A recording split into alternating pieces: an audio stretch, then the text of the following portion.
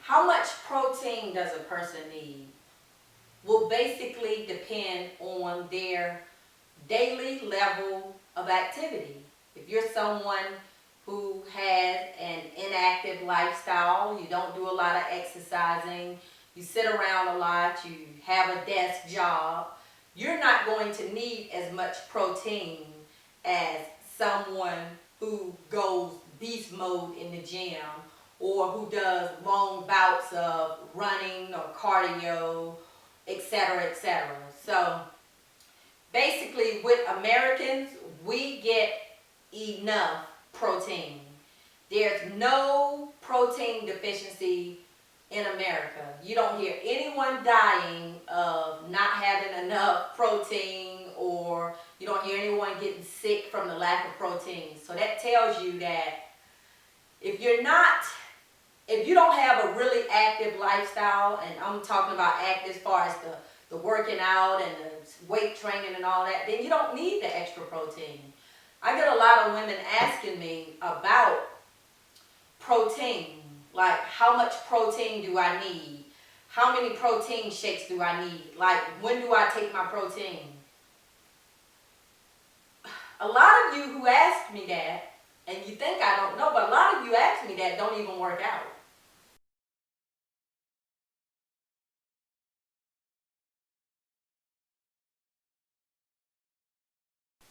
So why would you need the extra protein?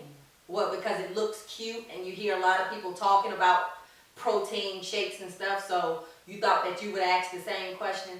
You got to be using that protein, because if you're not using it, protein is calories. So if you're not using it, it's being stored as fat because it's calories just like everything else is.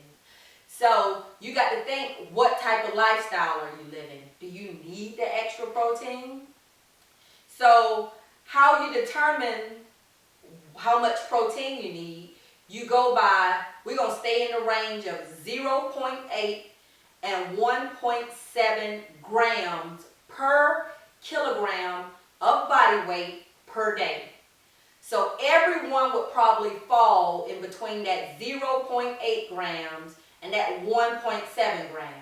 So if you're someone who don't have an active lifestyle at all, you'll probably fall in this category closer to the 0.8. If you're someone who, like I say, go beast mode in the gym and you're lifting weights and bodybuilding, then you're probably on the higher end of 1.7 grams of protein. And the endurance trainers, people who do a lot of endurance and cardio, they'll fall right there in the middle, but they'll be more close to the strength training. So how do you find out? Like I say, you take the 0.8, between 0.8 and 1.7 grams per kilograms of body weight. So what you do, you take your weight in pounds, so whatever you weigh, 150 pounds, 173 or whatever, and you divide it by 2.2. And that number is the number that you take, and you times it by anywhere between 0.8, you don't do no type of exercise, or if you're strength training, you can times it by 1.7. So if you're sedentary, it's 0.8. So times that number by 0.8. If you're someone who do endurance training, it's 1.2 grams, between 1.2 and 1.4 grams per kilogram of body weight.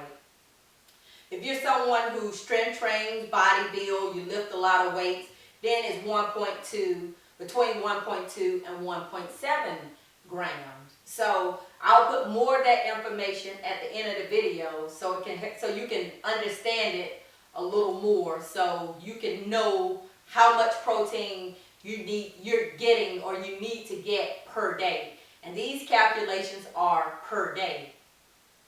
Okay, now protein is not the only thing you need to build muscle. You need carbs too.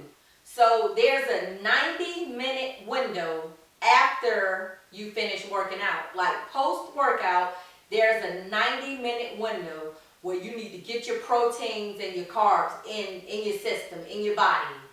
So most people prefer liquids because liquids absorbs in the body much quicker than solid foods. So some of your choices, a lot of people just opt to get a protein shake. That makes it a lot easier than trying to go home and cook a chicken breast or cook eggs or something trying to get your protein. So as far as the carbs, you need the fast-acting carbs, and that's the simple carbs.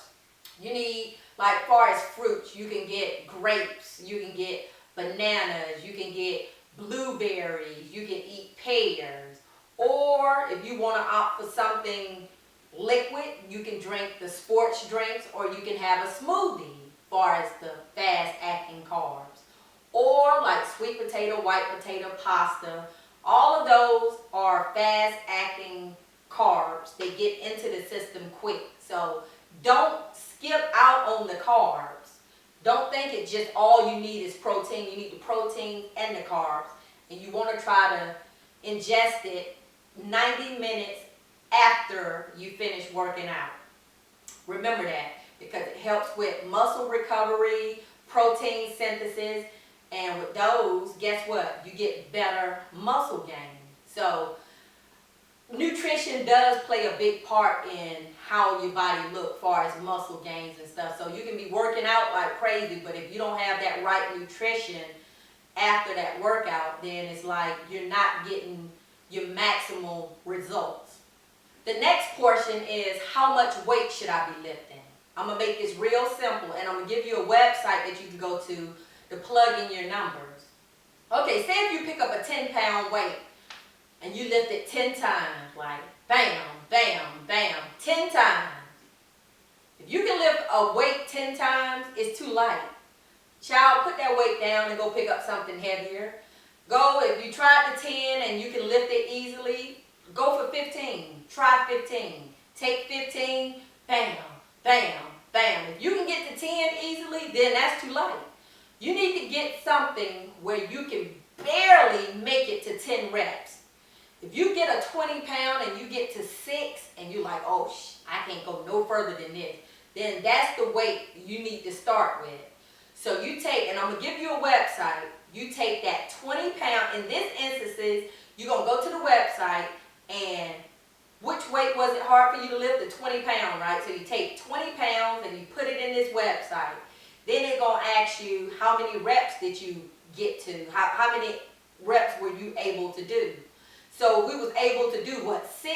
So you got 20 pounds and you was able to do 6 reps. So you plug those numbers in on this website and you hit calculate, and that number is your 1 rep max.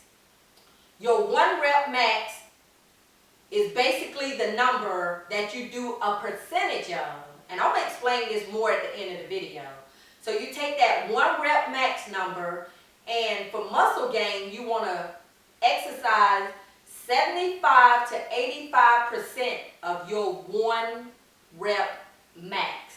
So find out what your 1 rep max is, and always think I got to do 75 to 85% of my 1 rep max. So that's an easy way to get started. Now, are those precise numbers? No, but they give you a ballpark figure about where you need to be, somewhere where you can start. So I'll give you more information about that at the end of this video as well. And hit me up or comment below if you have any more questions. Make sure you subscribe to this channel. I don't know why I'm so tongue-tied. Subscribe to this channel, and I'll look forward to talking to y'all soon. Toodles!